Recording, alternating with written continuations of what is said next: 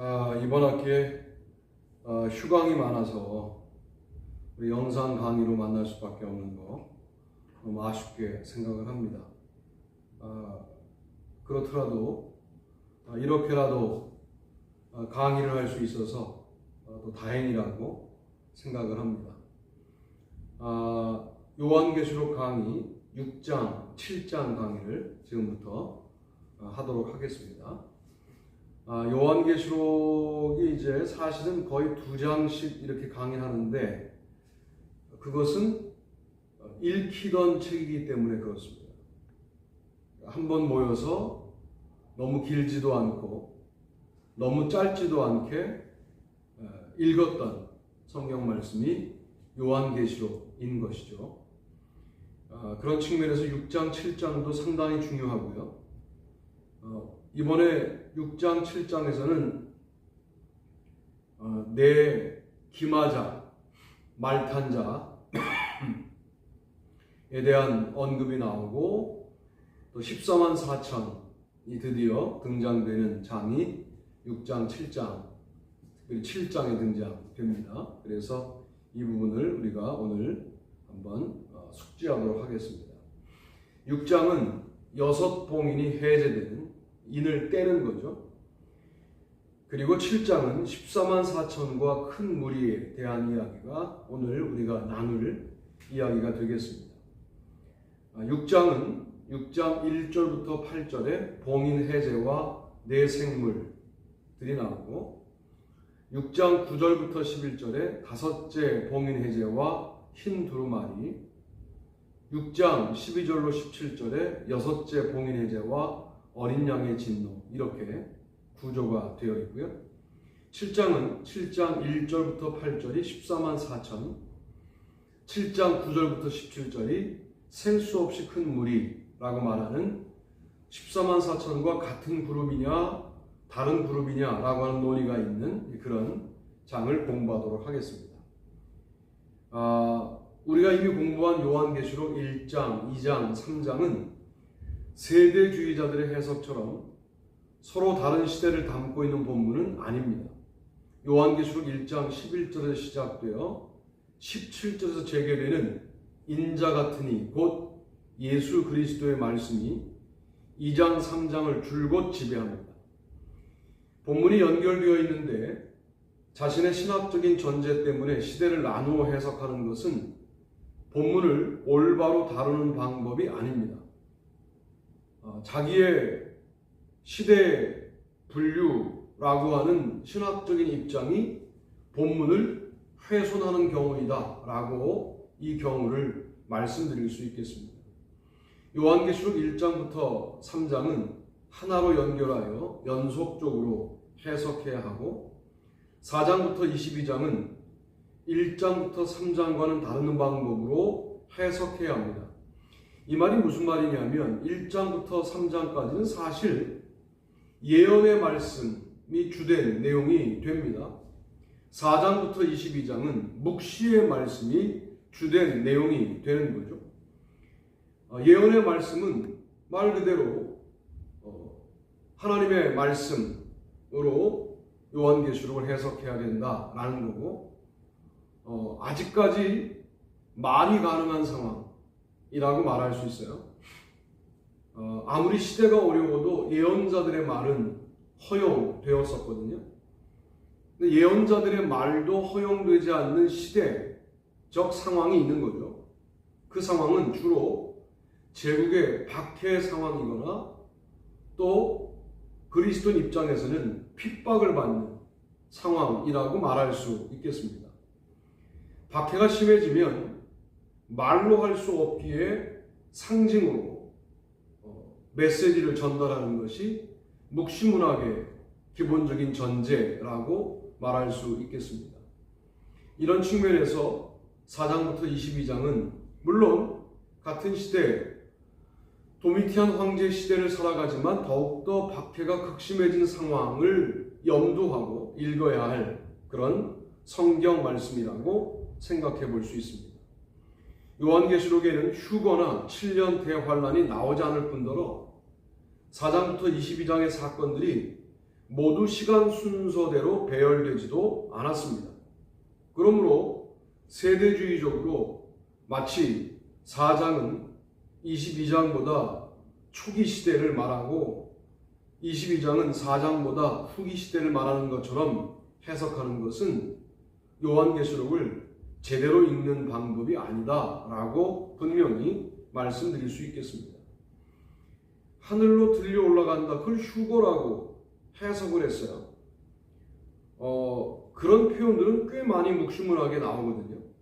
그걸 휴거라고 해석하고 휴거의 날짜를 지정하고 싶은 것이 한국교회 일군의 사람들의 입장인데, 그것은 성경적, 본문적 지원을 받을 수 없는 상상력에 불과하다라고 말씀드릴 수 있겠습니다.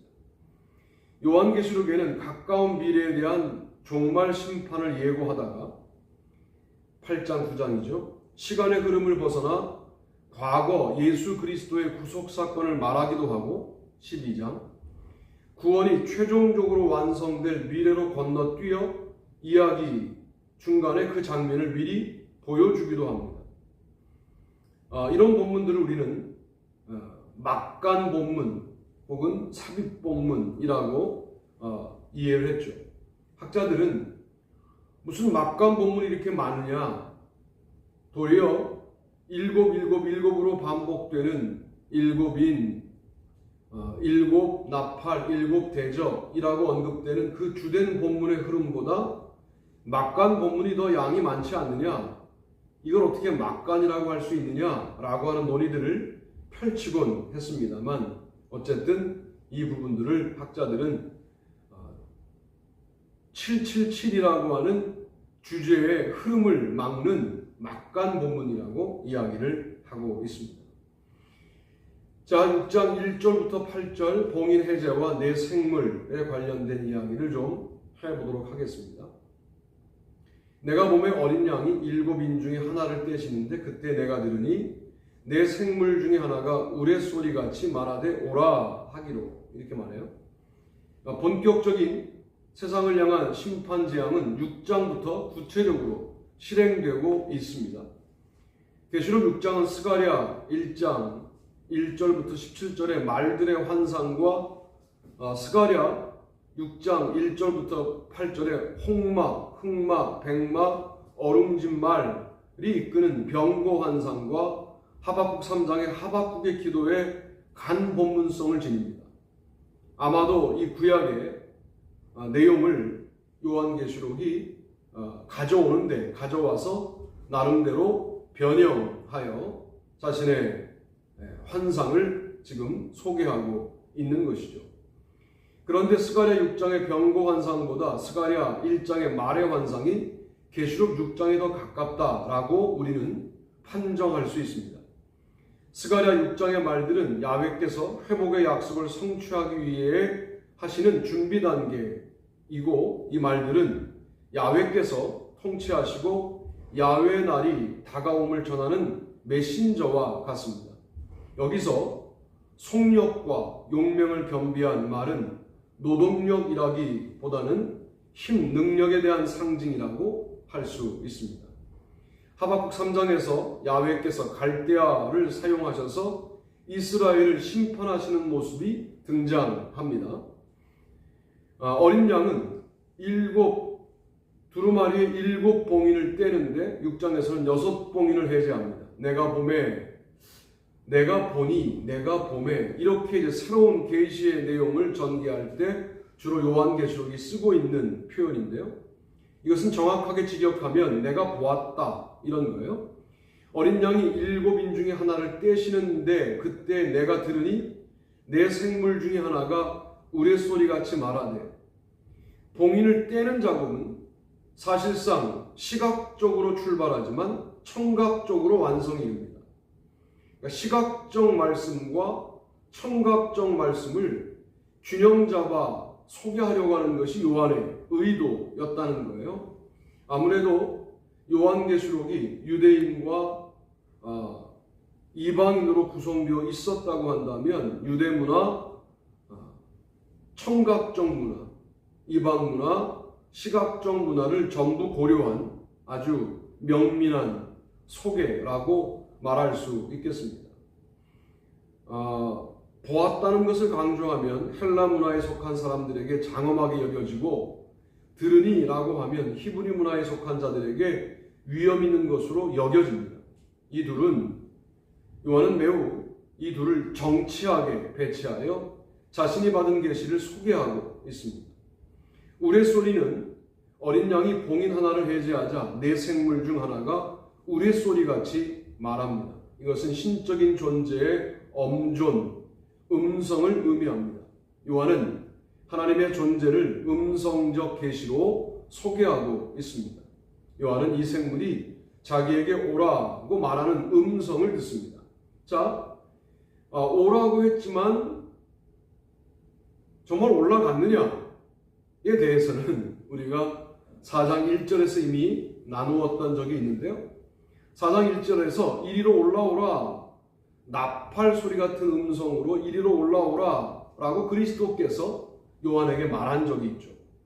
물론 성령의 감동하게 하심으로 이동하였기에 이것은 육신의 이동이 아니라 영의 이동이라고 해석할 수 있고, 요한은 지상에서 천상으로 영적으로 이동한 바 있었습니다.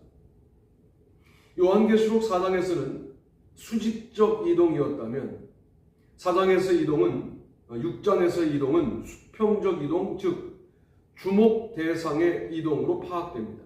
6장에서 요한은 이미 보좌 앞에 있었고 이미 4장에 올라가서 여기서 오라는 것은 봉인 해제가 일어난 현상을 주목하여 봐라 라고 하는 의미로 보입니다.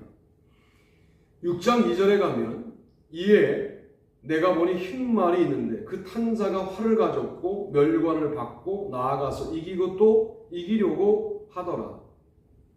이렇게 돼 있어요.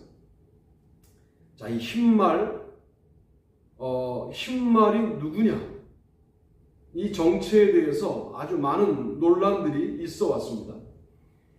2절에서 요한은 봉인 해제 이후에 흰말에게 세상을 심판할 것을 요구하는 장면을 이제 보게 되는 거죠. 봉인을 뗀 후에 흰말이 등장합니다. 그 탄자가 활을 가졌고 멸관을 받았다, 이렇게 말씀하고 있어요. 이것은 군사적인 이미지입니다. 그가 무력을 행사할 것을 암시합니다. 활을 가졌다는 것은 장식품으로 들고 다녔다, 이렇게 말할 수 없죠. 활을 가지고 쏠 준비를 이미 끝냈다, 이렇게 본다면 이것은 군사적인 이미지라고 말할 수 있겠습니다. 이는 흰말을 탄 자가 멸관을 받는 것과는 구분됩니다. 멸관은 그가 처음부터 가지고 있었던 물건이 아니라 받았다고 그랬어요. 누구에게 받았을까? 이것은 흰말을 탄 자가 누구인가를 결정하는 매우 결정적인 질문이 됩니다. 보좌에 앉은 이로부터 받았다면 흰말을 탄 자는 그리스도일 수 있습니다. 그러나 어린 양에게 받았다면 그는 그리스도일 수는 없습니다. 어떤 경우라도 흰말을 탄 자는 왕 같은 권세를 받았다는 뜻을 갖게 되는데, 어린 양이 그리스도인데 본인이 본인에게 멸류관을 주었다, 이렇게 되기 때문에 이것은 대단히 어색한 해석이 됩니다. 이게 학자들에 따라서 흰말은 그리스도이고 그 다음 붉은 말, 검정 말, 어룽진 말은 이제 세상을 심판하는 그런 심판자들이다, 이렇게 이제 해석을 하거든요. 그런데 일관성의 측면으로 볼 때 흰말은 그리스도고 그리스도가 다른 말들에게 또 세상을 심판할 권세를 주셨다, 어색합니다. 흰말도 그리스도로부터 무언가를 부여받은 존재라고 해석하는 것이 가장 논리적으로 합당하지 않느냐라고 고민을 좀 해보게 되는 겁니다. 멸관이 왕권으로서의 지배력을 의미하기 때문입니다. 그는 멸관을 받고 연전연승합니다. 이기고 또 이기려고 하더라. 흰말 탄 자의 연전연승은 그가 받은 면류관이 상징하는 바 승리를 실현하는 것이었죠. 흰말을 탄 자가 싸우는 대상도 언급되지 않습니다. 아마도 그는 하나님의 통치에 대적하는 지상 세력들과 싸웠을 것으로 추정할 뿐입니다. 이것은 로마 제국 황제와 그를 추종하는 세력들과 싸워 이긴 것으로 해석하는 것이 적합해 보입니다. 하나님을 대적하는 자들에게 패배만 있을 뿐입니다. 아직 우리의 계시록 1기에서 흰말 탄 자가 누구냐가 결정되지는 않은 상태이다 라고 일단은 좀 괄호 쳐 놓기로 하죠. 다수의 사본은 내가 보았다를 내가 들었고 보았다로 표기합니다. 흰말 탄 자를 1세기 로마 제국의 베스파시안 혹은 디도 장군으로 보는 이도 있습니다. 세대주의자들은 꼭 역사적 인물과 상징을 연결하고 싶어 하죠. 이게 아이스와 네미 같은 사람들이 여기에 해당하는데요. 이상근도 여기에 해당하는 해석을 했습니다. 그는 계시록 6장을 감람산 강화와 연결시키면서 최후 심판 및 대환란과 현세의 종국으로 해석을 합니다. 또는 이를 적그리스도로 보는 이도 있습니다. 고든 피, 두란트, 빌 같은 사람들, 이광진 같은 사람들이 적그리스도로 보기도 합니다. 6장의 말들이 동일 성격을 가지고 있습니다. 어린 양 예수님이 봉인을 해제하시는데 그 예수님이 흰말을 타고 등장하는 것은 어색합니다. 따라서 적그리스도가 그리스도를 패러디하고 있다. 그러나 요한계시록 10장에서 소개하듯 개봉된 두루마리의 내용이 달고 쓴 것이 구원과 심판을 상징한다면 흰말을 통해 그리스도의 승리라는 구원이 강조된 것으로 볼 수 있을 것으로 보입니다.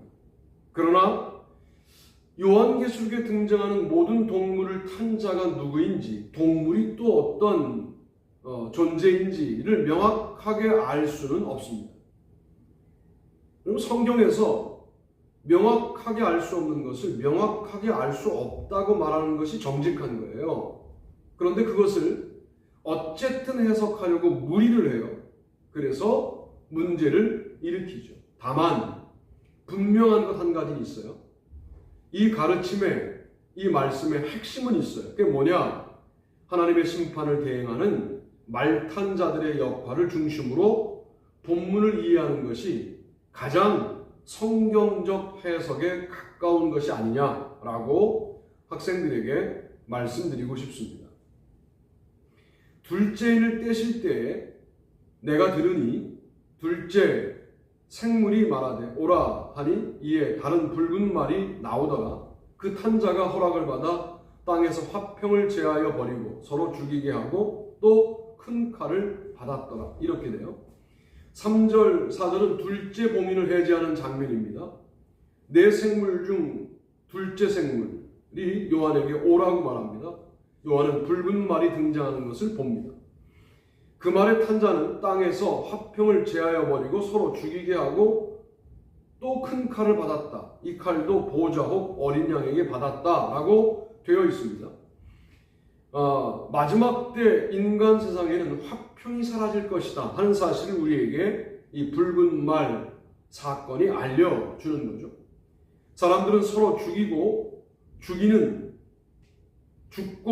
싸움을 지속합니다. 이러한 참상은 이미 경험한 1, 2차 세계대전을 소환합니다. 그러나 이런 식의 해석은 문제가 있어요. 현대에만 이런 전쟁이 있었던 것은 아니거든요. 이 본문이 기록될 당시에도 유대 로마 전면 전쟁이 있었단 말이에요. 그 전쟁이 얼마나 참혹했으면 전해오는 이야기에 따르면 자녀들을 삶아먹고 견디잖아요. 이럴 정도로 매우 엄혹한 전쟁이 있었음에도 불구하고 이 본문을 우리는 현대로 끌고 들어와 해석하는 것도 해석자의 전횡이라고 말할 수 있어요. 소아시아 7교회가 이 편지를 받아서 읽었다고 한다면 우리가 말하는 1, 2차 세계대전이라기보다는 유대로마 전면전쟁 정도가 맞지 않겠는가라고 우리는 추정해 볼 수가 있겠습니다. 요한계시록이 95년경 기록되었다면 66년부터 70년에 있었던 유대 로마 전면 전쟁은 그리 먼 기억은 아니었을 겁니다. 로마 제국은 계속 영토 확장을 꾀하는 전쟁을 자행하였습니다. 요한계시록은 로마 제국이 이룩한 로마의 평화의 이면은 전쟁으로 점철되어 있다 하는 것을 드러내는 것이죠.